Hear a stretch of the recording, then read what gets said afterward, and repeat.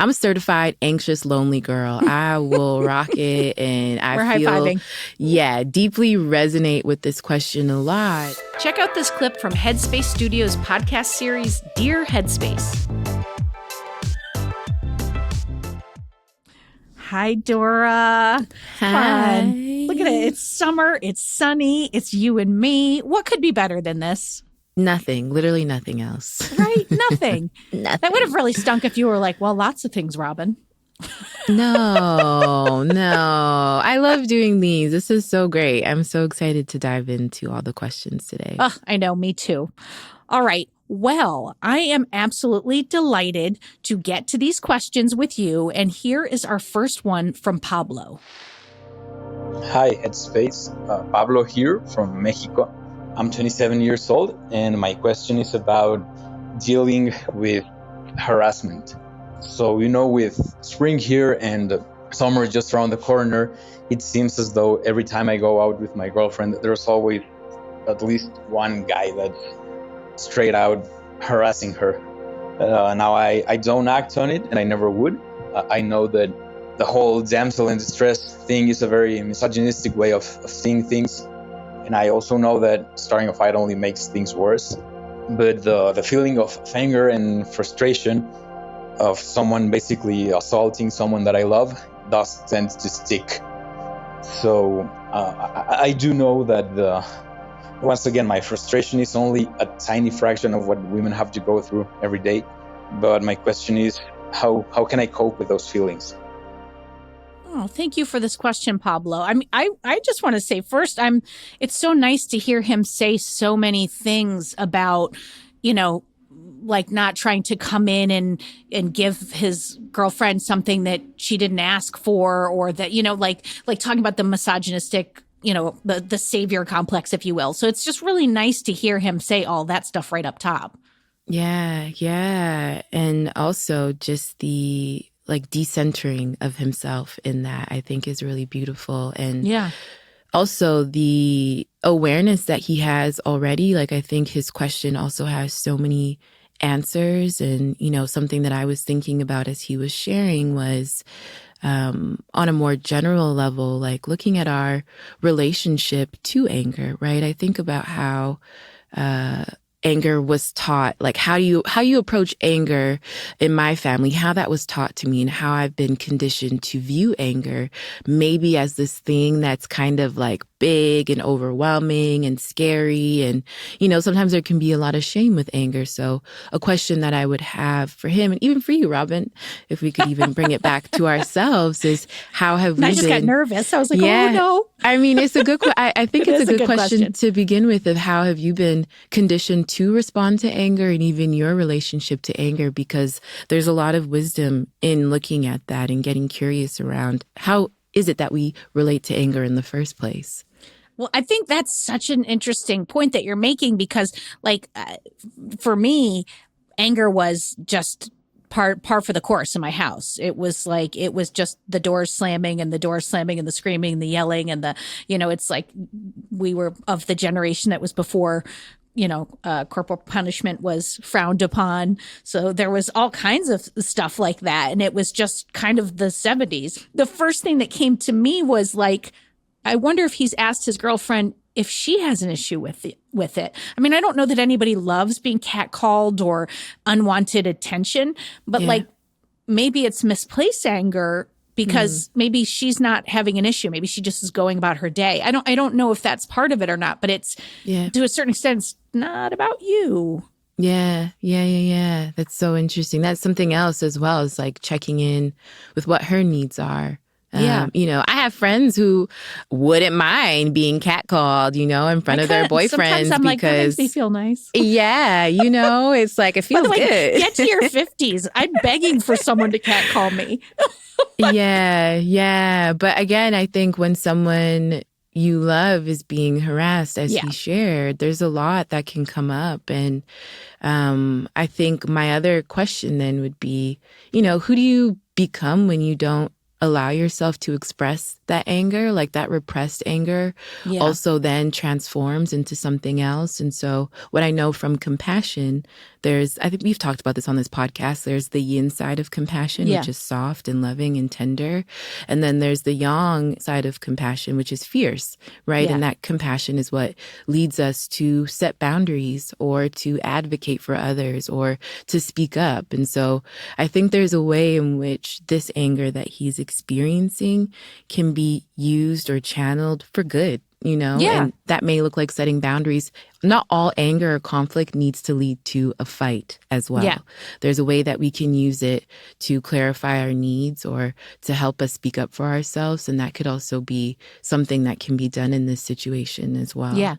Well, and also going back a little bit to what are her needs, I think about, we had a couples therapist once, my wife and I, who said, oftentimes we give our partners the thing that how we would want to be comforted. And my go-to is always like, yeah, I'll take care of it. I'll handle it. And I get all and it's not at all what Mary needs or wants, almost ever. Yeah. And so then I have to do some work to looking at myself and going, oh, is this about me? Yeah. Do I just maybe not like what just happened to her? And I have to process it for myself. So and that's why I think it's like 2 steps or 2 layers of checking in and making sure she might be fine. Or she might be just like, I just want to complain about this for a second, or let's walk down a different street. Yeah. And then you're left with like what you were saying, Dora, like whatever is happening inside of you, and you have to process that off. Yeah. Yeah. And I think it's a dance. It's something that checking in and also checking in with her is something that you'll continually have to do. I don't think it's a linear process as well, but something that will continue to unfold. And what you had just mentioned too about like the unmet need of it all, I'm curious then what this need of his is in that moment, what is he maybe protecting in himself or trying to express, or like helplessness, or because that's what I feel sometimes. Yeah. I'm thinking back to a time when Mary and I both used to have like scooters, like Vespa type scooters. And she was riding in front of me one time and somebody jumped out in front of her and she skid the scooter. And I ran really quickly and checked on her. I saw that she was okay. And then I immediately ran over and started to try to scream at these people because they were just walking away. I was like, because my whole thing was I was so scared and so afraid. I was like, you could have killed her. And you didn't even stop. And she was just over there like, I'm sitting here alone. And she needed me to be there for her. And I truly thought I was like, look at me helping. Yeah. Yeah. And I was not. Yeah. I mean, as humans, we are, caring and compassionate innately, I believe. We all have this side to ourselves. And so, this is where the practice can be really helpful to help us not be so reactive or impulsive in those moments, but maybe find a more skillful and healthy response. So I'm sure all of us teachers have talked about the stop technique. Yeah. Or there's another practice that I love, soften, soothe, allow, where noticing that feeling of anger in the body, if you can, if there is that space to do that, identifying where in the body that is, seeing if you can take a deep breath and soften that feeling, apply soothing touch to the body. So I always place a hand on my heart and just allowing that feeling to be there as it is, like honoring it. We don't have to try to get rid of it right away or resist it or get really upset that it's happening, but just taking a moment to allow that anger to actually be in the body so that it's not as overwhelming or all consuming, because then that also narrows our perception, right? Yeah. Anger can really distort our view of reality in those moments. And so this helps us just to open up a little bit more. And then hopefully we can choose a more skillful response that we won't regret afterwards in the moment. Regret's a really important phrase in there that you're, and that I think, like you said, goes both ways. Like you don't want to regret that you didn't take care of your person, and you don't want to regret that you did something to make you unsafe too, because that can be a factor with, you don't know what anybody's going through at any moment on the street. And I think better to be safe than sorry. Yeah. So I feel like there's so much in here, like having that conversation with your partner. I mean, could bring you closer together than further apart, but also making sure that you're tending to that anger, because I definitely know people, and I know within myself that anger just compiles over time, right? It sure does.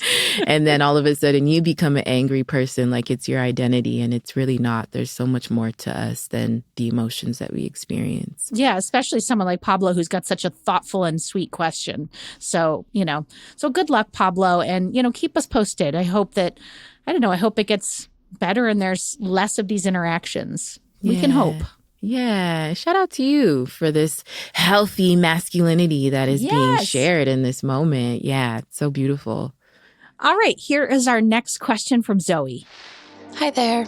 My name is Zoe. I'm from Canada. Lately, I've been really struggling with feeling deeply lonely, sad, and disconnected. I've struggled with anxiety and social anxiety for quite a long time. And while I do have some friends and I'm very close with my family and some coworkers, I still can't shake feeling really disconnected from those around me. I've never dated, not because I'm not interested, but because no one's really ever shown any interest in me. And I have a very hard time with comparing myself to my friends and peers around me. I feel like I push myself a lot to try new things and meet new people, but no new friendships or connections ever really stick, it feels like. And I'm starting to feel very dejected and self-critical about it. And I have a hard time not feeling like I'm the problem. If you have any advice on how to not feel this loneliness in such like a crushing way, or how to connect more with people or to make new friends, I'd really appreciate it. Thank you for your time and all the amazing things you guys do at Headspace. Oh, thank you for this question, Zoe. This is hard. This is really, really hard. I mean, we've talked, I think, many times on this podcast about trying to find your people, but this is like another layer of just a sadness and dejectedness. And I think it's a really important question.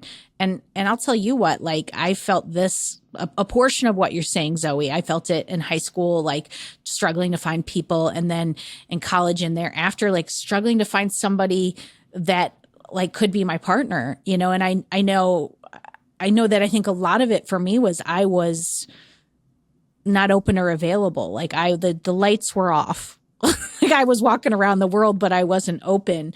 And I wonder if maybe there's a question to be asked about what could be blocking letting people in. I don't know. I never want to put it back on the person, because it's not a fault thing. So I hope that didn't come out that way. No, I think questions are so important, right? Because sometimes it just ends up as a statement of, I'm just a lonely person, Right. And then we aren't able to get curious around what else is true in this moment.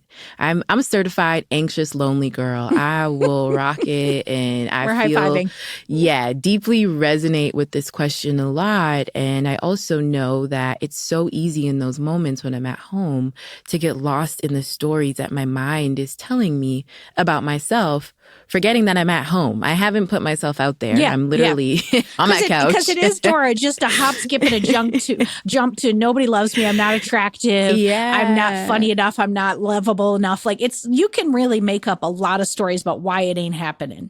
Yeah. And again, the stories for sure are valid. I'm sure we could find the evidence. But again, there's so much more to that. And I really encourage you. It sounds like you have been doing this, but something that I've been doing is taking up new hobbies and doing things that I love, so that I'm making sure that I'm not choosing the wrong people out of that sense of loneliness. Sometimes you can be really desperate to form connections, and then me form connections with people that's just like, wait a second, now I feel what even more. What have I gotten myself into? You feel more lonely than you did before because you're not with your people. So I've been really intentional about the different things that I'm doing. So going to meditation studios, going to museums. I really wanted to do pottery.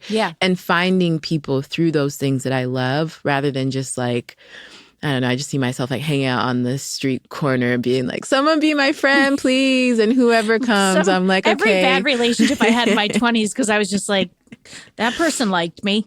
Like, it was like, oh, I'll say yes, whether this is good for me or not. Like, that's why it's like I was thinking about, as you were saying all that, Dora, I was thinking about, would it be beneficial to you, Zoe, to spend some time like writing down what is it you're looking for? Because like normally I think we approach this question like, are you doing meetups? Are you doing, and I think all those are valid, and those are to a certain extent low-hanging fruit. Yeah, do that.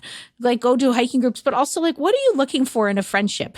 You don't need 100 friends. You could have 2 really excellent friends. Do they need to be people that you see? Can they be virtual friendships? Are you looking for people who are emotionally available? Or are you looking for people you want more of surface connections? Like I know exactly the type of people that I like in my life. I like very loyal, strong, like deep friendships where we don't talk about BS. Like I don't want to sit around and talk about sports with you. I want to talk about the meaning of life, and I want to travel, and I want to have fun, and I want to laugh and be dumb around you. And I know, and I always have like an antenna up looking for those types of people. And my wife is not a person who has a lot of deep friendships. And so she's always like, how do you find all these people? I'm like, I'm always looking. And when I see anyone who like fits that bill, I'm like, oh, they're one of the good ones. And then I just like then I'm always like, hi. Hi. It's me. It's me, Robin. What are you doing later? Because I like to have people that I can talk to around me. And so it's like, that's me. And Mary does not want that. So like, Zoe, what do you want? And what are you looking for? And are you actively looking for that? Or to Dora's point, is our stories kind of running rampant? I mean, it also sounds like developing a values list when it comes to your friendships. Like, what are the things that you value in friendship?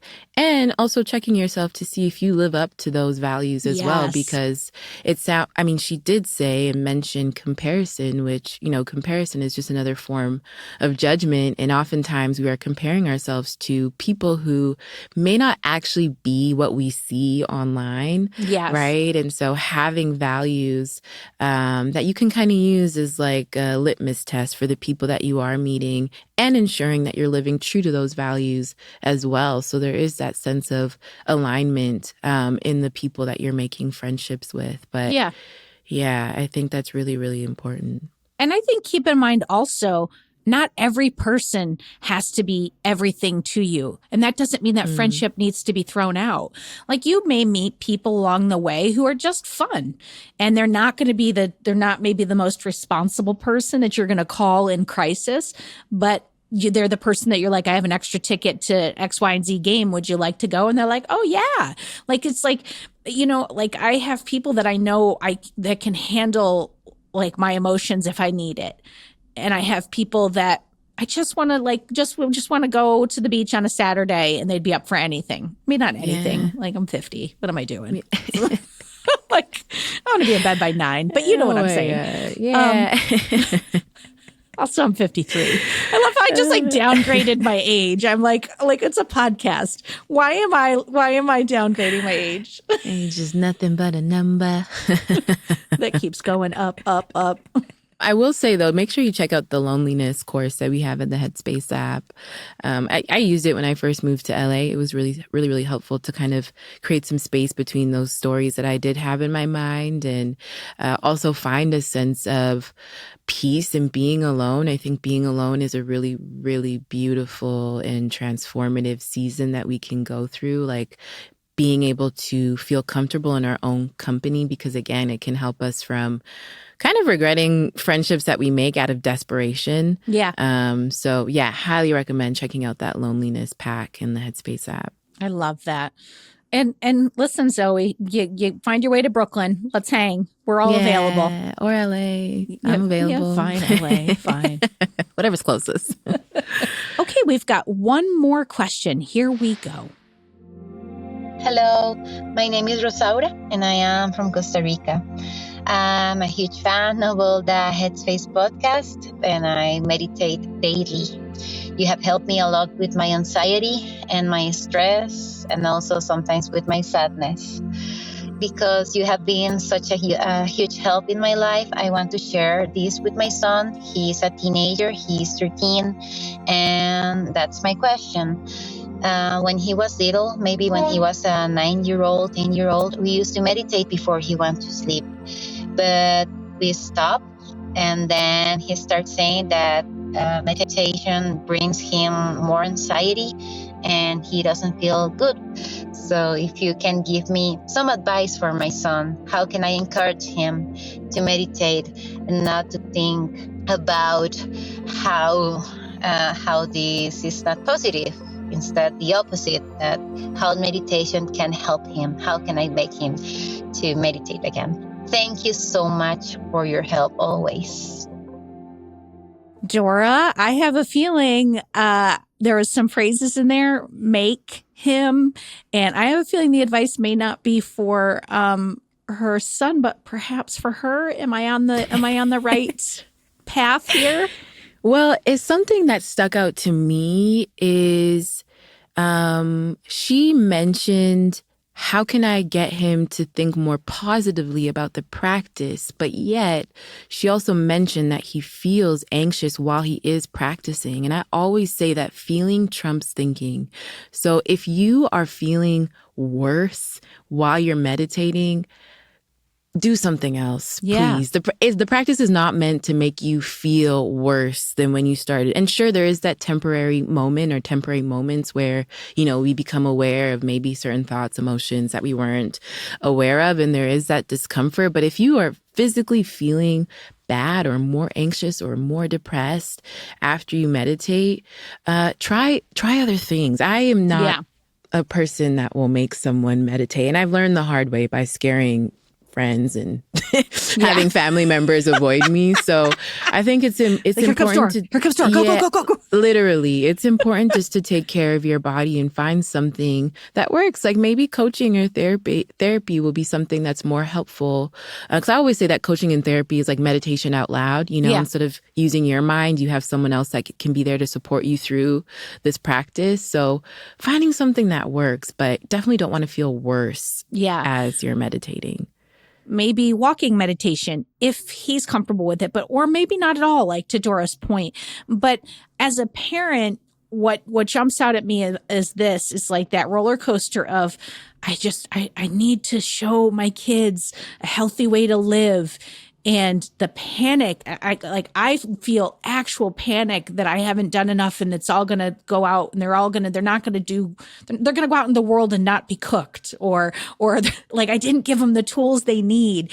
And what I know is like when I force it, whether it be therapy or meditation or maybe even like food choices, when I force it, they make worse decisions. Yeah. And like, all I can do is try to say, look, I'm trying to help you make educated decisions, especially if she said her son is a teen. So like, especially at that teenage, like it's that almost that like baton handoff point.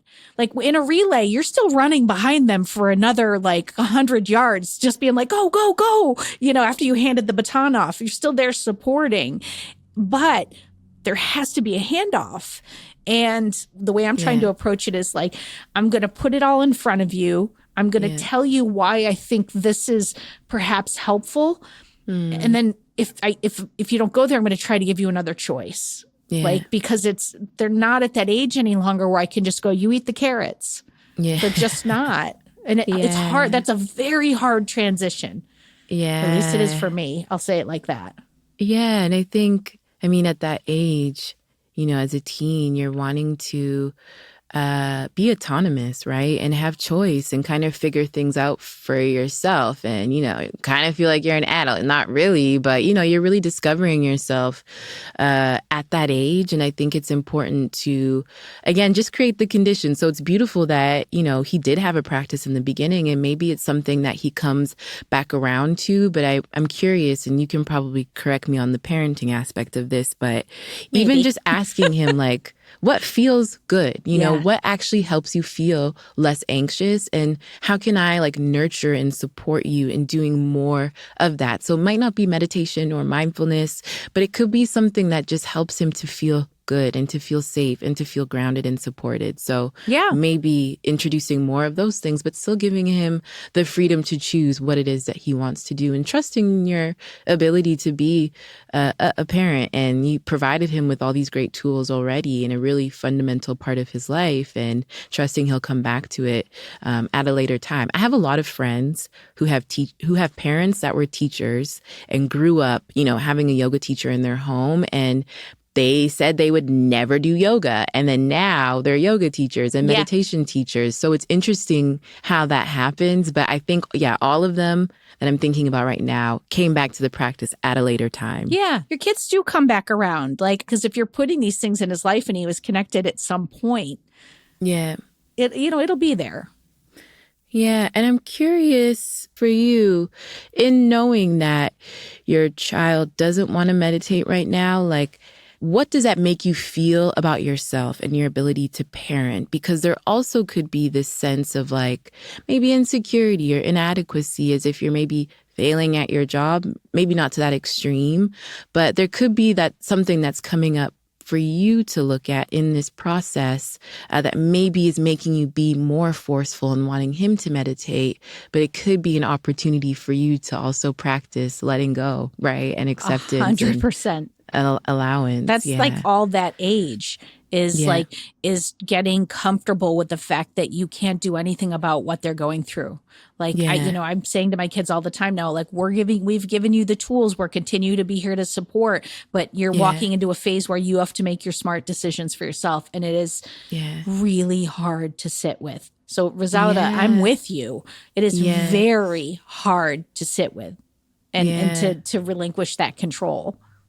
Yeah. Another thing I'll say is in Western culture, parenting is such an individualistic thing. And I wonder if community would also be helpful in this, and bringing in other parents or other children to kind of support you in this process. So, you're not alone in making these decisions, because again, I feel like some of those stories that we have of fear or what's going to happen, it really starts to flourish when we're by ourselves. But being in community can help kind of soften this load that you're carrying of, is he going to do well? What's going to happen? I want him to meditate, but sharing the burden of parenting and teenage years with others who are on the same journey can be helpful too. I wrote an essay about it called OAPS, Older, Wiser Parents. And I have a few of them in my community that I call when I'm in over my head. And their kids only need to be a few years older than mine to be a phase ahead.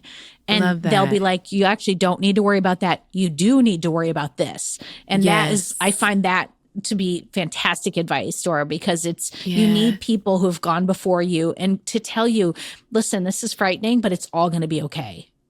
So Rosaura, I'm telling you, this is frightening, but it's all going to be okay.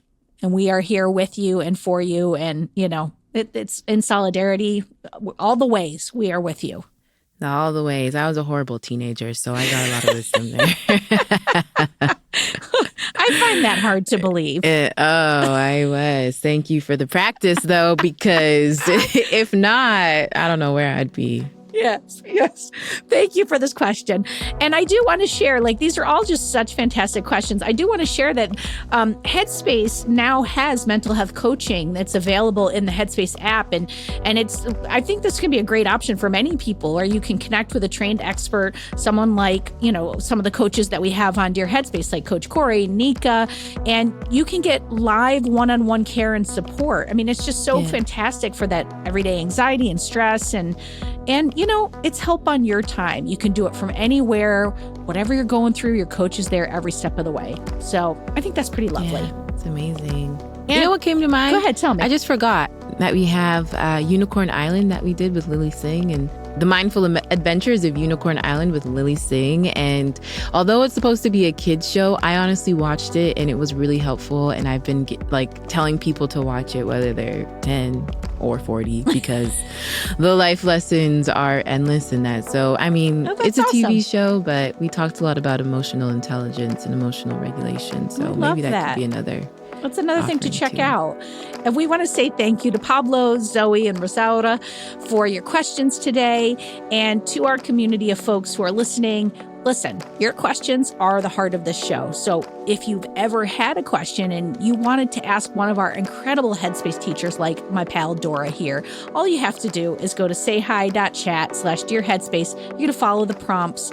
And just remember, no question is off limits. So that link's going to be in the show notes. And if we do use your question on Dear Headspace, you're going to get 3 months of Headspace for free. Woo! Free Headspace. Yes, please keep the questions coming. I love answering them, but I also love reflecting on how these are presenting and manifesting in my own life. I think I always leave feeling like, yeah, I resonated with all of these questions. Always. Thank you. Until next time, stay happy, stay healthy, and be kind to each other.